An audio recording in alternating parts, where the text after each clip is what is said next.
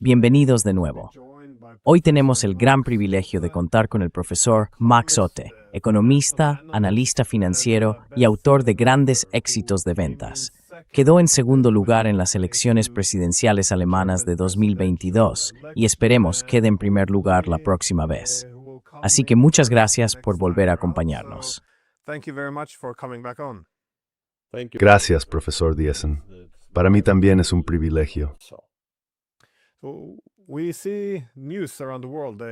Vemos noticias de todo el mundo, y estos días suelen incluir alguna información sobre la economía alemana. Quiero decir, esta era, supongo, el milagro económico europeo, la locomotora que tiraba de toda la Unión Europea. Y a menudo, si retrocedemos 15 o 20 años, la principal crítica era que Alemania podía ser demasiado poderosa, que en cierto modo eclipsaba al resto de Europa. Pero ahora algunos de esos problemas se han invertido. Es decir, el armamento no solo se está industrializando, sino que el problema es más profundo.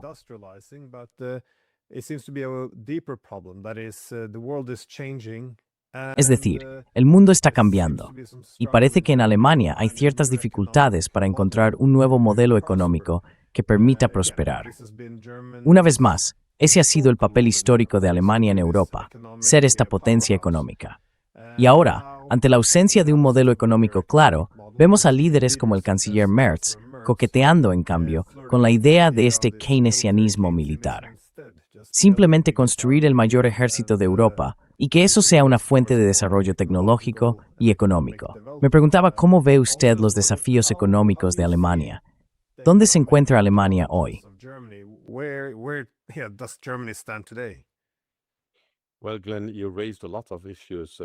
Bueno, Glenn, has planteado muchas cuestiones. En primer lugar, que Alemania era demasiado poderosa. Esa preocupación, por supuesto, existía en Europa. La escuchamos en las últimas décadas, pero también después de la reunificación, a principios de los 90. Y de hecho, ese fue el tema de mi tesis doctoral en la Universidad de Princeton, y recientemente la ha publicado St. Martin's en Nueva York. Así que la idea de que Alemania es demasiado poderosa me parece muy condescendiente y despectiva, porque Alemania, después de la Segunda Guerra Mundial, fue sin duda un ciudadano ejemplar del mundo. Quiero decir que incluso ese planteamiento me resulta insultante. Pero ese planteamiento existe, y has planteado tantas cuestiones que tenemos que abordarlas paso a paso. Pero por supuesto, los desafíos económicos ahora mismo son enormes.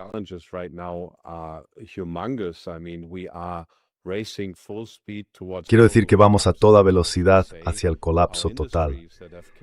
Y debo decir que nuestras industrias, las que nos han sostenido durante los últimos 150 años, siguen siendo las mismas. Siguen siendo las mismas de la época en que Alemania era una auténtica potencia, en las décadas de 1890, 1900 y 1910, cuando Alemania estaba a punto de superar a Gran Bretaña por pura capacidad económica y científica. Y, por supuesto, por eso la diplomacia británica creó la Primera Guerra Mundial. Claro que Alemania, como actor inexperto en la escena mundial, cayó en ello.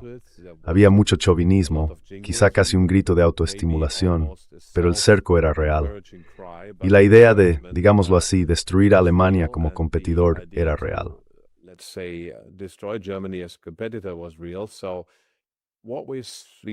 Así que lo que vimos durante el periodo nazi y en la posguerra no fueron más que resurgimientos y ecos de aquella enorme dinámica que se desarrolló después de 1871. Y las industrias que nos mantuvieron a flote fueron la ingeniería eléctrica, la ingeniería mecánica, las máquinas herramienta, la química, la óptica y la automoción, los coches, por supuesto. Y esas son las mismas industrias básicas que nos han mantenido a flote durante 150 años. Ahora tenemos, por supuesto, la revolución de la inteligencia artificial y los chips, y toda Europa va rezagada en ese terreno. Alemania no es una excepción. Así que Alemania simplemente se está sumando a las filas del resto de perdedores europeos, y eso, por supuesto, tiene consecuencias catastróficas para toda Europa. Es básicamente como perderse la máquina de vapor y los ferrocarriles a principios del siglo XIX, o perderse la revolución del automóvil y de la química a finales del siglo XIX.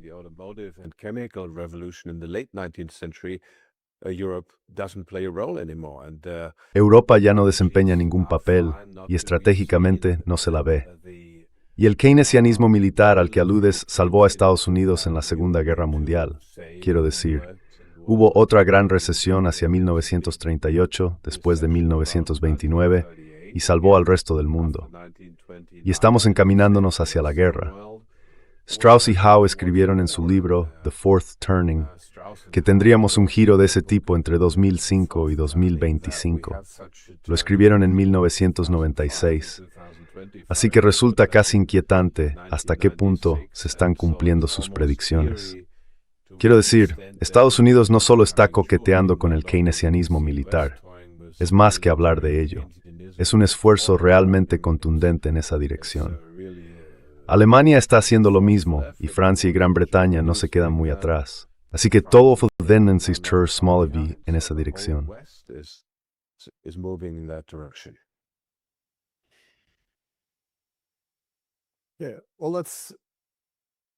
Sí, bueno, Es un punto interesante, porque a menudo, cuando la gente analiza los desafíos actuales ante los cambios en el mundo, tiende a fijarse en la cambiante distribución internacional del poder y se pregunta, por ejemplo, ¿cómo será la cohesión occidental en un mundo multipolar, donde los intereses son cada vez más divergentes? Pero es interesante lo que ha dicho sobre la necesidad de mantenerse al día en materia de tecnologías. Es decir, no perderse, en esencia, la máquina de vapor.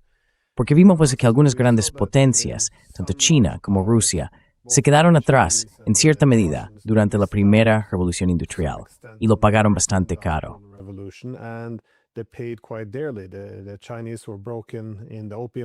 Los chinos fueron derrotados en las guerras del opio, lo que dio paso a un siglo de humillación.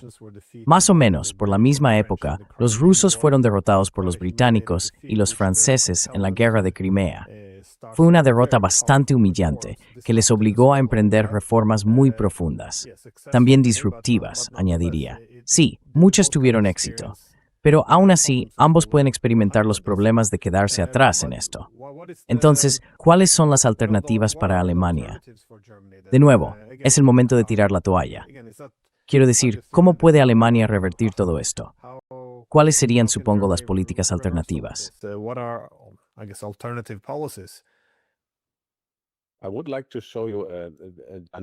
Me gustaría mostrarles un video dinámico sobre las mayores economías del mundo, y es muy interesante. Empieza hacia 1960, así que voy a compartir mi pantalla. Estados Unidos está devastado por la guerra, pero Japón se está poniendo al día rápidamente. Ya estamos en los años 70. Ahora entra Alemania. Quiero decir, quizá no aparecía en las estadísticas. Alemania y Japón mantuvieron durante mucho tiempo una carrera por el segundo y el tercer puesto. Es la época del G3 y del G5, de los acuerdos del Louvre y de todas esas cosas. Ahora estamos en los años 80 y Japón avanza a toda velocidad, pero Alemania también lo está haciendo bastante bien.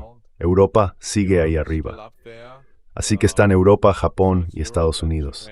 Pero veremos cómo China se pone al día rápidamente en los años 90. Quiero decir, realmente entonces por China en Gumbia Drutisen.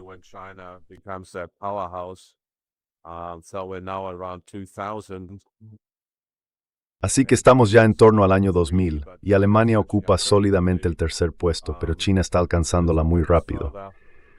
Veámoslo con más detalle. Ya estamos en los años 2000 y es entonces cuando el libre comercio realmente despega. China se convierte en miembro de la OMC y pasa a ser, sin discusión, la número 2. Japón, sin discusión, la número 3. Pero Alemania sigue manteniéndose. Esto es de hace 10 años y ahora es realmente China la que está tomando el relevo. No tengo los datos más recientes. Pueden ver cómo Alemania realmente ha retrocedido y tengo una pantalla más que compartir sobre los países exportadores. Alemania fue segunda o primera hacia 1986 y luego otra vez hacia 1990. Fue primera durante mucho tiempo, aproximadamente entre 2003 y 2007. Y desde 2007 llegó la crisis financiera.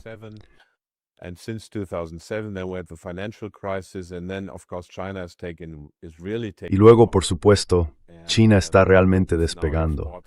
Ahora exporta el doble que Alemania y mucho más que Estados Unidos. pero Estados Unidos es claramente el número 2. Alemania es como mínimo el número 3.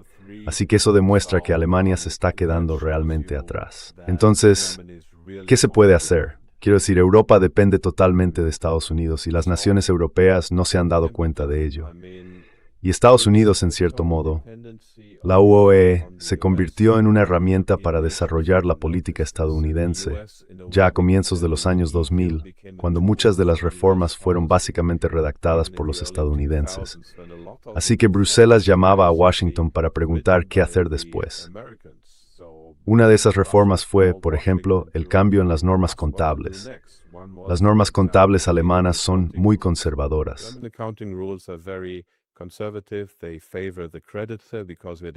Favorecen al acreedor porque son sistemas financieros basados en el crédito, con los mercados de capitales y las bolsas desempeñando un papel complementario desde 1976, desde el auge de la era de los fundadores, cuando los mercados bursátiles se desbocaron.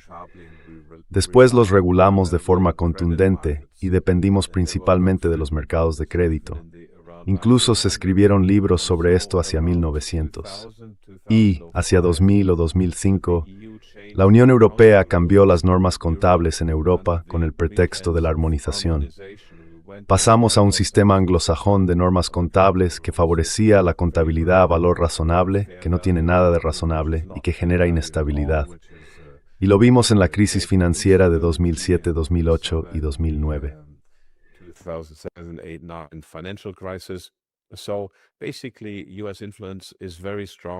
Básicamente la influencia de Estados Unidos es muy fuerte, y Estados Unidos ha estado redactando documentos, muchas de las normas. Ha habido intentos de la Unión Europea de liberarse de eso mediante normas antimonopolio, mediante legislación, pero al final básicamente ese lobby acaba introduciendo en gran medida las normas estadounidenses en la legislación de la UPOE. Luego, por supuesto, los franceses tienen una gran influencia. Así que todo el sistema está amañado y a estas alturas está muy arraigado en la economía, en la sociedad y en la política. Por eso es muy difícil liberarse de ello. Y haría falta un esfuerzo conjunto de franceses, alemanes y el resto de la URMM, algo que es aún más difícil de lograr que nunca. Así que no veo soluciones rápidas. Parece que seguimos yendo cuesta abajo.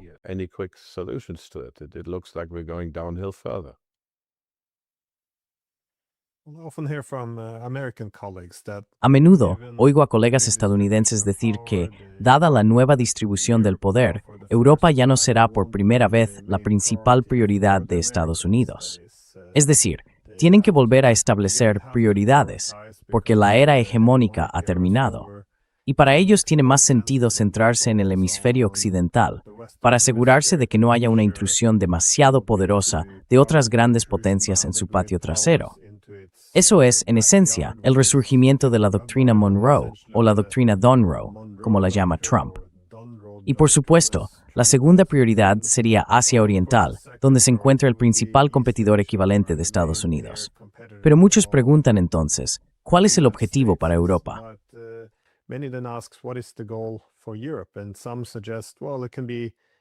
Y algunos sugieren que, puede ser una zona económica exclusiva para Estados Unidos. Es decir, un lugar donde tenga una posición geoeconómica privilegiada, donde los europeos no compren energía rusa ni tecnología china. Simplemente se comprometerían con proveedores estadounidenses, aunque eso redujera la competitividad económica de Europa. Otros sugieren que es mejor sencillamente canibalizarla, es decir, trasladar esencialmente las industrias a la base de origen, a Estados Unidos. No de vuelta, porque no estaban allí al principio, pero en esencia también defienden algo parecido para Asia Oriental. ¿Por qué Taiwán produce allí los semiconductores? Llévenlos a Estados Unidos.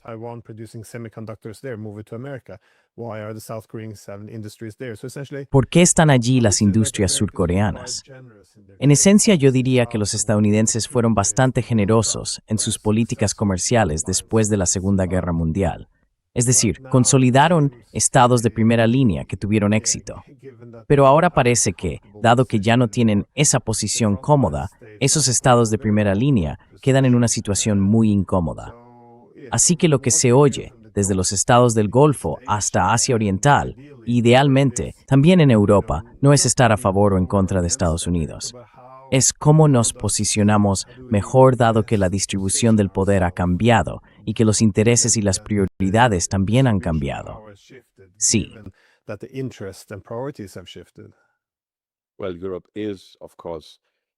Bueno, Europa es, por supuesto, territorio de primera línea. Incluso me costaría seguir llamándolos estados, porque la mayoría de estos países están gobernados por títeres, es decir, por funcionarios que no tienen en mente los intereses de su pueblo. Mire Finlandia, mire lo que está pasando en Noruega, mire Alemania, mire algunos de los otros países. No existe una política europea. Esa gente ha sido puesta ahí por redes dominantes. Los han promocionado, los han seleccionado, los han elegido para el papel. De vez en cuando cambia alguien, como ocurre ahora mismo en Gran Bretaña. Hemos tenido muchos cambios. Gran Bretaña es un caso especial, pero Europa es básicamente un territorio vasallo. Incluso Suiza está cediendo poco a poco. Ahora mismo vemos algunos indicios de políticas independientes en España.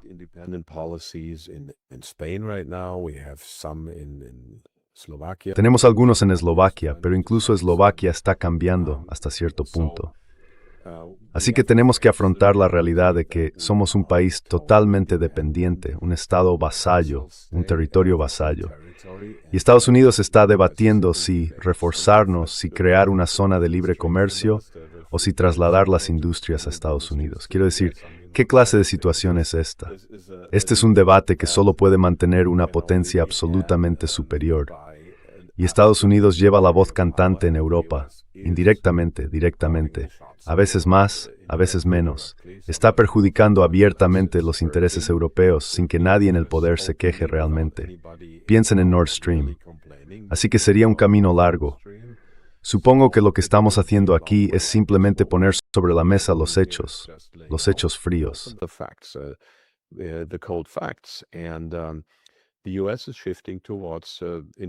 Y Estados Unidos está avanzando hacia una política industrial, hacia lo que impulsaron Alexander Hamilton y Friedrich List. La última vez hablamos brevemente de Friedrich List. Esto, por supuesto, sería lo correcto para Europa, pero solo podría hacerse a escala europea, e implicaría que todas las industrias críticas y estratégicas estuvieran ubicadas dentro de Europa. Pero eso requeriría una Francia un poco menos mezquina con respecto al poder alemán. Requeriría una Alemania un poco más consciente de su propio poder y que lo empleara para fines positivos. Todo esto queda muy lejos en el futuro. Así que básicamente, aquí estamos impartiendo una educación elemental para que estas cosas quizá lleguen a suceder algún día. Pero no soy muy optimista.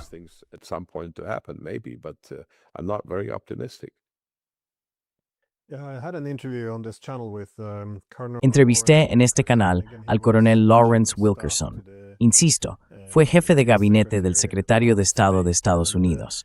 Y me contó que en la Casa Blanca instalaban grandes pizarras blancas por todas partes, con un esquema de los distintos líderes europeos, estuvieran en el poder o en la oposición. Y en esencia, debatían cuáles servían a nuestra causa y debían ser promovidos, cuáles se oponían al imperio estadounidense y debían ser relegados o apartados. Lo hacían de forma muy sistemática.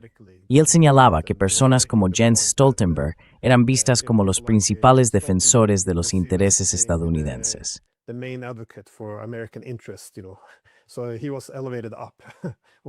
Así que a él lo encumbraron, mientras que a otros que pudieran defender los intereses nacionales, en la medida en que eso entrara en conflicto con los intereses estadounidenses, había que apartarlos.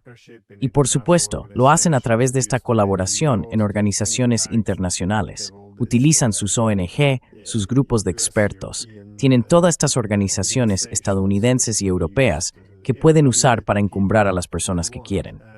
Y sí, cuando la gente habla de globalismo, en realidad está hablando de eso, de instrumentos para hacer que los líderes políticos sirvan a intereses extranjeros en lugar de a los suyos propios.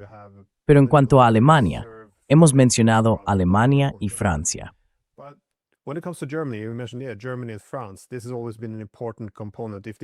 Esto siempre ha sido un componente importante. Si estos dos países pueden trabajar juntos, se resuelve una gran parte del rompecabezas. Pero por supuesto, en la historia alemana, la relación entre Alemania y Rusia siempre ha sido importante. Sus economías han tendido a complementarse. Los rusos tienen estos enormes recursos energéticos, mientras que los alemanes tienen industrias de gran consumo energético. Y bueno, por la misma razón, históricamente, los británicos se aseguraron de que para dominar Europa desde la periferia, fuera importante mantener divididos alemanes y rusos. ¿Cómo ve la evolución de Alemania? ¿Qué tipo de relación necesita con Rusia?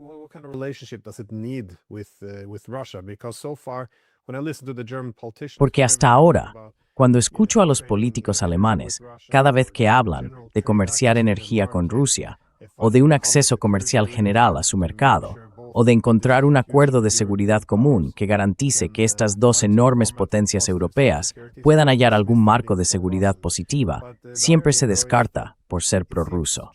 Pero la ironía es que Alemania parece necesitar una buena relación con Rusia para prosperar. Se dice que Bismarck señaló en una ocasión que el secreto de la política es hacer un buen tratado con Rusia. Hoy en día, creo que eso se denunciaría como algo prorruso. Tenemos que tener la peor relación posible. Pero ¿cómo lo ve usted? ¿Qué debería hacerse entre Alemania y Rusia?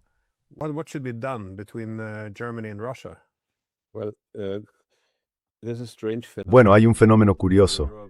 En Europa, cuanto más al oeste vas, al menos hasta Inglaterra y Francia, más se mira por encima del hombro a los vecinos del este.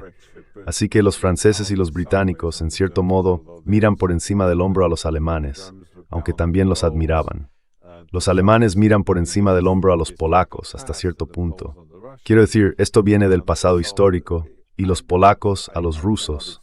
No sé explicarlo, pero, por supuesto, nur SNS de Wavraus und Trimukel emocional entre Rusos es bastante de grande. Bastante raro es abrir una construir la universidad más famosa en Moscú, es otro 200 años. Moscow's most famous university 200-300 years ago. Germans did a lot of good things in Russia.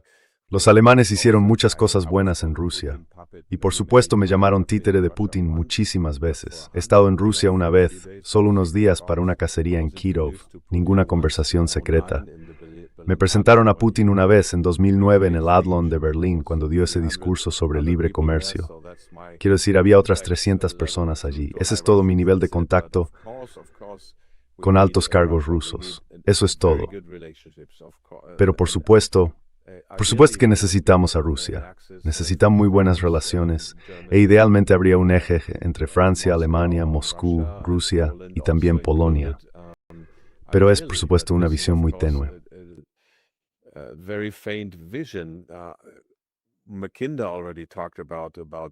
Mackinder ya habló de la creciente unión del corazón continental. Y luego, por supuesto, George Friedman lo retomó hace 11 años en Serbia, que el objetivo de la política exterior de Estados Unidos ha sido impedir que se unan el poder industrial alemán y las materias primas rusas. Así que esto está documentado. Acabo de encontrarme con este libro increíble y se lo enseñé a usted, es de Guido Preparata. Trata sobre cómo se invocó a Hitler. Y empieza hacia 1800, me decía Sombrado. Es una maravillosa historia diplomática y también un análisis geoestratégico. Preparate citado estadounidense. Y pensaba que Eresperot iba a acabar titulares.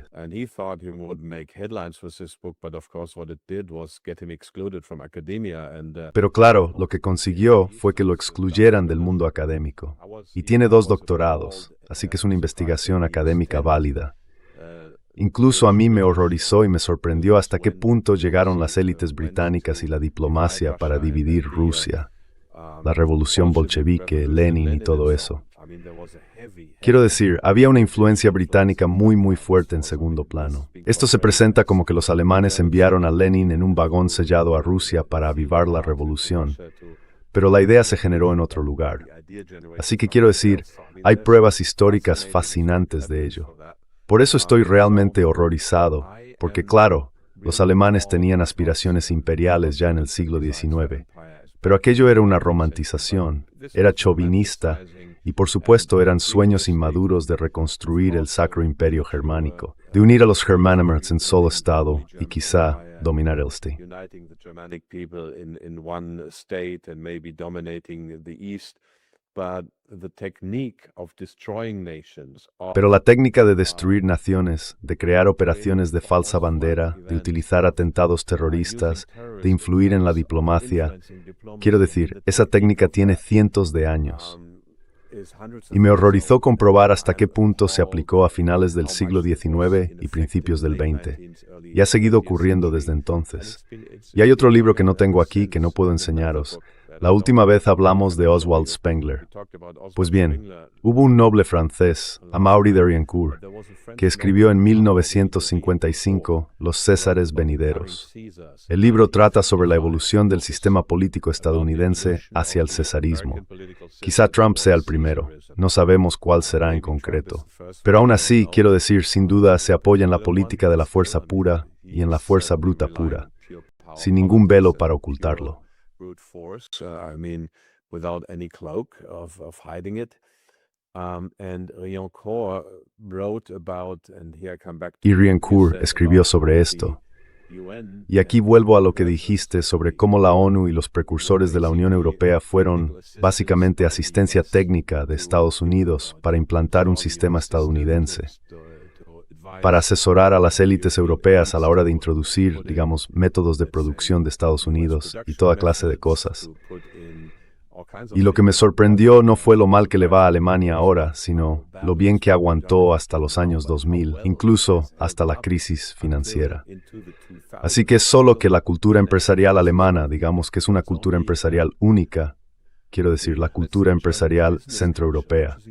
Noruega copió parte de eso en lo relativo a los bienes públicos, o porque también hay cierta afinidad en la forma en que noruegos y alemanes ven los bienes públicos, los servicios públicos y cosas así.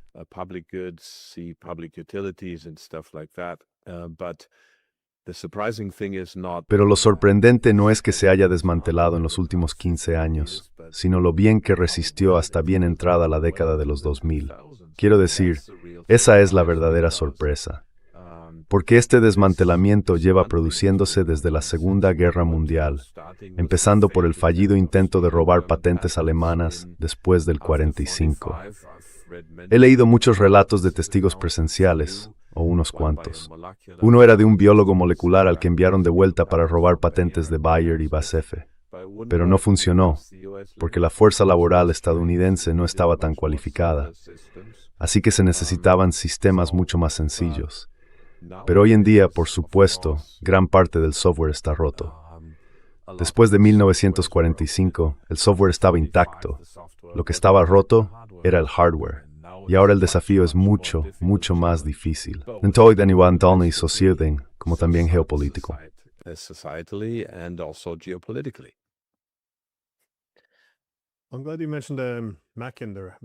Me alegro de que haya mencionado a Mackinder, porque Halford Mackinder sentó, en cierto modo, las bases de la geopolítica, creo yo.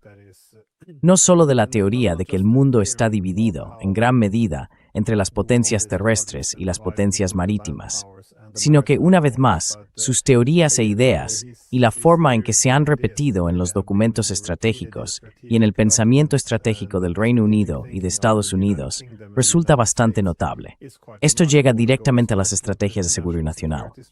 Y en esencia, resumiéndolo, es bastante sencillo.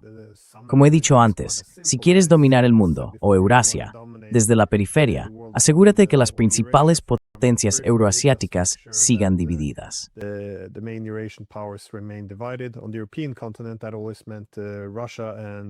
En el continente europeo, eso siempre significaba principalmente Rusia y Alemania. Pero de nuevo, no es una idea original. Divide y vencerás. Ahora bien, un general alemán que siempre me ha parecido fascinante fue durante la Segunda Guerra Mundial el general Karl Haushofer. Él promovía en esencia la idea de un bloque continental euroasiático, sostenía que una alternativa para Alemania, dado que está un poco atrapada en medio, era esta. Se inclina hacia las potencias marítimas, con el riesgo de convertirse simplemente en un estado de primera línea, o intenta situarse dentro del bloque continental euroasiático. Así que veía en ello a Alemania, Rusia, Japón y posiblemente China. En esencia sí, un gran puente o bloque que atravesara Eurasia. Esa visión no se impuso.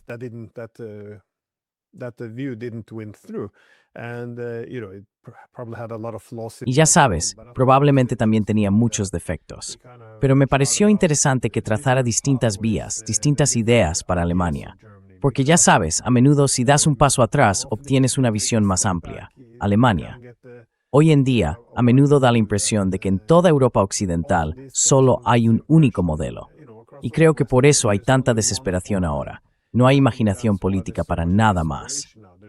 Lo único que hemos tenido desde la Segunda Guerra Mundial es Occidente político.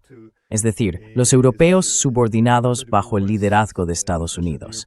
Un liderazgo benigno, se podría decir, después de la Segunda Guerra Mundial, pero que se ha vuelto mucho más abusivo con el paso de las décadas.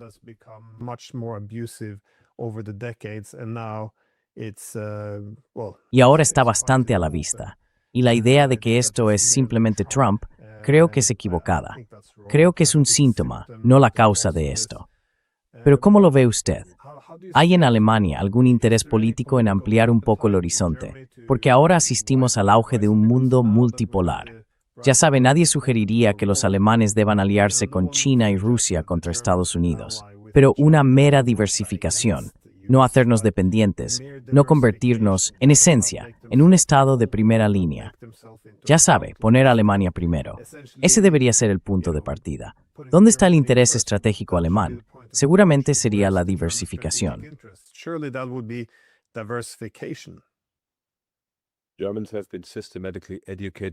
A los alemanes se les ha educado sistemáticamente para no pensar en intereses estratégicos. Escribí sobre esto en mi tesis doctoral, en 1996. Los intereses alemanes siempre significaban la OTAN y la Unión Europea.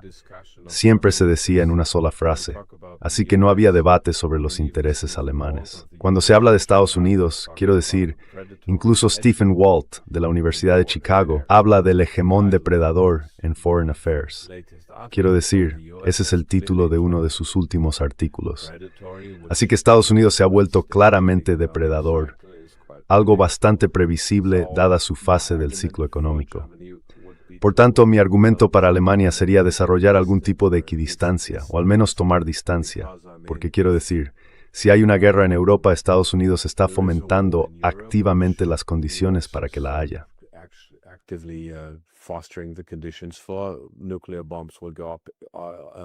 Las bombas nucleares estallarán en Europa y quizás cerca de Moscú, o en Moscú, pero no primero en Washington.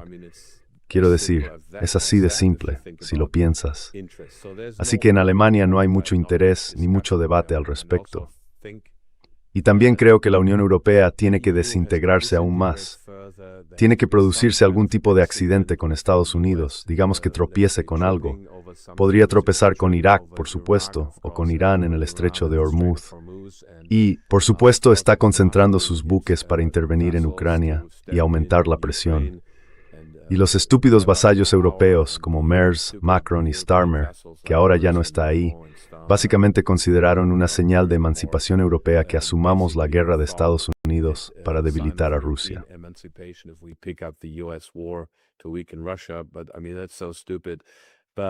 Pero quiero decir, eso es tan estúpido, pero no lo veo en el escenario actual, así que tiene que ocurrir algún tipo de accidente. De lo contrario, el control de Estados Unidos sobre Europa es muy firme, y sobre Alemania también lo es mucho. Se puede ver en los partidos de la oposición que se atreven a defender los intereses alemanes. Y yo tengo una relación muy cercana con la dirección de AfD. Tino Krupaja, el copresidente, habla de forma muy moderada sobre los intereses alemanes, sobre qué es de interés para Alemania y qué no. Hay que reabrir Austria, todas esas cosas. Necesitamos buenas relaciones con Rusia. Por supuesto, le han llamado marioneta de Putin. And of course, even within his party, now at 30%. Y por supuesto, incluso dentro de su partido, que ahora está en el 30% y es el más grande, la influencia de Estados Unidos en los márgenes es muy fuerte. Hay lobistas influidos por Estados Unidos dentro del partido, en el Bundestag. Y lo hemos visto en las, digamos, rectificaciones de rumbo que ha hecho Marine Le Pen en los últimos años. Lo vemos en Italia, vemos las cosas absolutamente horribles y repugnantes que están ocurriendo en Hungría. Quiero decir, no es que yo apoyara todo lo que hizo Víktor Orbán, pero era la mejor esperanza dentro de la Unión Europea. Y digamos, la sociedad civil y la Unión Europea han hecho todo lo posible por desmantelar esto. Y ahora desmantelan la democracia.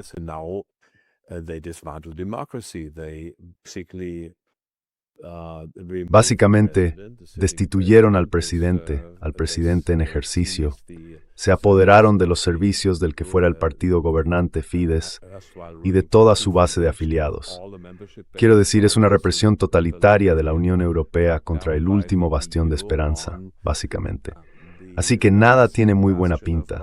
Quiero decir, intento dar consejos sobre cómo mantener la calma y la serenidad en esta situación, porque si miras la situación, puede deprimirte. Así que tienes que encontrar tus fuentes de alegría y realización en cualquier otra parte, pero no, digamos, pensando en la situación geopolítica. Deberíamos ser sinceros con nosotros mismos en eso.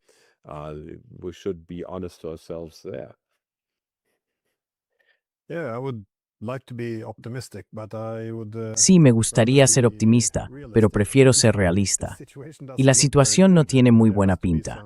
Tiene que haber, como has dicho, cambios enormes. Lo que ha ocurrido, la represión contra la democracia en Rumanía, ahora también podríamos incluir a Moldavia, Hungría, es bastante repugnante. No hay vuelta atrás. Así que resulta bastante impactante. Y también, cuando preguntas por qué, cuál es el propósito de estas medidas autoritarias, es simplemente, supongo, empujar a Europa a una posición que no le conviene. Es bastante llamativo que esto lo estén haciendo nuestros propios líderes. Pero sobre el tema de Ucrania, porque de nuevo hemos visto surgir algo de sentido común o algunos argumentos o posturas razonables.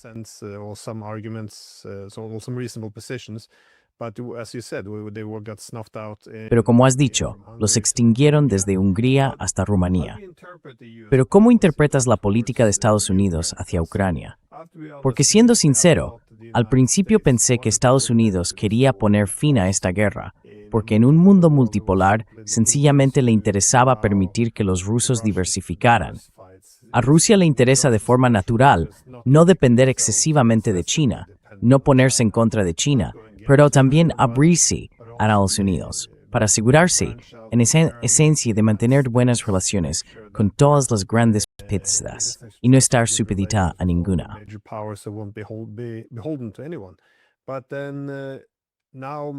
Pero ahora he cambiado de opinión, a raíz de los acontecimientos del último año y medio.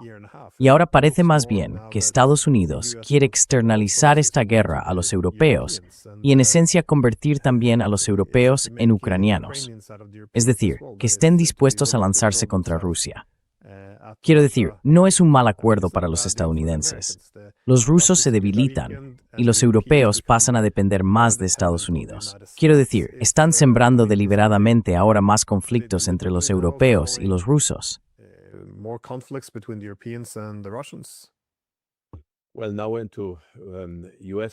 Bueno, ahora entramos en los debates internos y de política de Estados Unidos, que por supuesto son otro gran tema. Soy ciudadano estadounidense naturalizado, viví allí casi 10 años y voté a Donald Trump 3 veces porque pensaba que sí, sabía que era un promotor inmobiliario. Era una estrella de la televisión de telerrealidad, tenía un ego enorme. Es un hombre de marketing, no es un hombre estratégico, no es un estratega, pero tiene una resiliencia enorme. Increíble. El hombre tiene casi 80 años y quiero decir, ha cambiado un poco en, digamos, el último año. Pero aún así, la carga de trabajo que asume es sencillamente alucinante. Pero presentó un argumento muy convincente de que pondría fin a las guerras interminables, de que la guerra nuclear es el mayor riesgo al que nos enfrentamos. Lo dijo varias veces. Vaya. No sé, estaba convencido.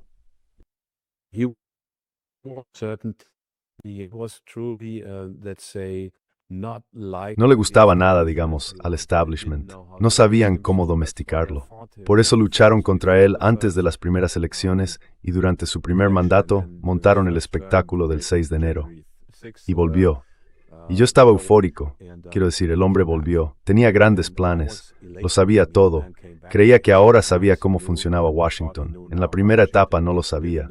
Pero le dieron la vuelta, o él mismo se dio la vuelta, pero sigue sin ser un estratega. Quiero decir, Donald Trump sigue ahí y sigue reaccionando por instinto. Publica cosas, puede cambiarlas unas horas después, unas semanas después. Así que seguimos teniendo a las viejas élites neoconservadoras que mandan, como Marco Rubio. La mayoría están ahora en la primera línea del gobierno, pero por supuesto siguen teniendo mucha influencia. Or the first line of government, but of course they're still very influential. I guess it's a process of the US finding its way.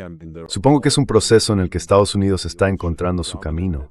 Quiero decir, todos coinciden en que Estados Unidos debe ser dominante, en que debe explotar incluso a sus aliados si es necesario, en que no debe haber rivales.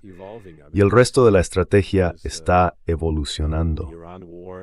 Lo vemos con la guerra de Irán, donde hay expertos mucho más competentes que yo, pero es un tira y afloja. Y eso se debe en parte a la personalidad de Trump y en parte al hecho de que Estados Unidos está encontrando su propio camino. Así que ahora mismo, sí, parece que Estados Unidos ha optado, por decirlo así, por continuar la guerra entre Ucrania y Rusia, trasladársela a los europeos y causar todo el daño posible a Rusia antes de que Rusia gane. Y esperemos que no escale hasta un nivel nuclear. Esa parece ser la línea actual, pero puede cambiar. So that seems to be the current line, but that can change. Well, my last question is just, building on what you said earlier. Mi última pregunta se basa en lo que dijo antes, que en Alemania no hay pensamiento estratégico, que en esencia llegaron al consenso de que lo principal para prosperar y tener seguridad era construir Alemania sobre dos pilares, la OTAN y la Unión Europea. Pero sin duda, ahora que la gente ve que la OTAN no se asienta sobre un terreno tan firme como se pensaba, quiero decir, ahora ya se puede hablar abiertamente de ello. Yo lo mencioné hace 2 años, y se decía que sugerir que no era estable era anti-OTAN. Pero ahora, al parecer, se nos permite hablar de la fragilidad de la OTAN. Y también se puede sostener que la Unión Europea ya no es un bloque geoeconómico sólido, capaz de ofrecer beneficios económicos claros a sus miembros.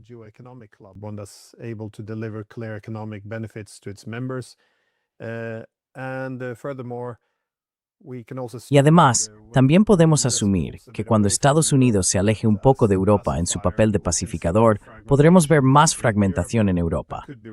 Puede que me equivoque. Quizá los europeos encuentren nuevas razones para mantenerse unidos. Eso está por ver. Pero al menos, el futuro de la OTAN y de la Unión Europea no parece tan estable como lo era hace solo unos años. ¿Cómo afecta esto al discurso político alemán? Porque, por mucho que uno quiera que la OTAN y la Unión Europea perduren para siempre y sigan siendo fuertes, si ve que se están desvaneciendo, en algún momento tendrá que contar con un plan B.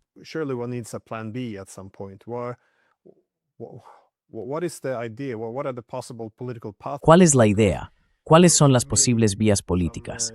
Porque me parece que en este momento haría falta cierta imaginación política cuando se ve este enorme cambio en el orden mundial y a países que quieren sobrevivir. Ya sabe, no se trata de estar a favor de esto o en contra de aquello. Simplemente hay que adaptarse a las realidades actuales y la distribución del poder está cambiando. Y con ella, por supuesto, cambian las prioridades y los intereses. Así que, ¿cómo responderá Alemania al debilitamiento de sus dos pilares, por decirlo así?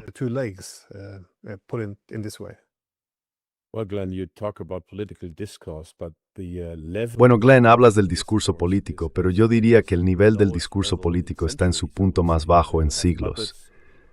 Tenemos marionetas, medios de propaganda, censura en las redes sociales, así que todo se reduce a emociones muy básicas. Se podría argumentar que el nivel del discurso político fue muy bajo durante el periodo nazi, porque todo era propaganda y luego represión. Pero al menos había una resistencia activa con un alto nivel de debate. Hay unas pocas personas que están pensando en esto. Tenemos, como he dicho, a Tino Krupaya y también a Alice Weidel planteando la idea del interés nacional alemán, con cautela, pero claramente. Sin embargo, están siendo denunciados. Así que en realidad no hay un discurso político. Y hemos expuesto las cambiantes condiciones globales que harían esto más necesario que nunca. Solo puedo decir, y probablemente estas sean mis palabras finales, que las dos condiciones previas que necesitamos para tener una oportunidad en Europa.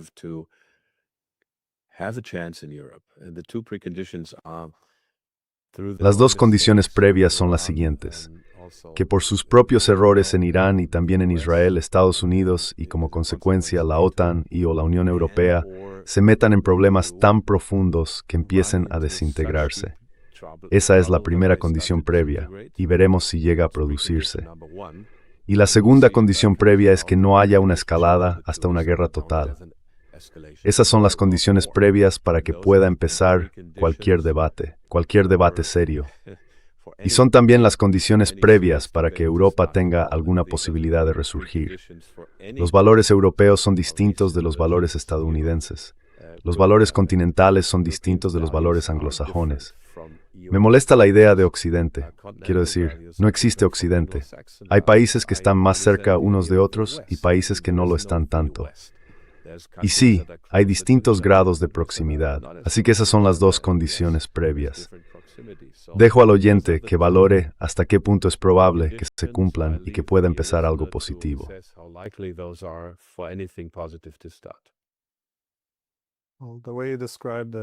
Bueno, la forma en que ha descrito la muerte del discurso político en Alemania se parece muchísimo a lo que vemos también en Escandinavia.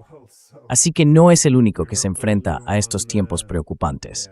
Pero quería darle las gracias de nuevo por dedicarnos su tiempo. Sé que es un hombre ocupado. Así que sí, gracias y espero que pueda volver otra vez. Seré Dior. This is Glenn.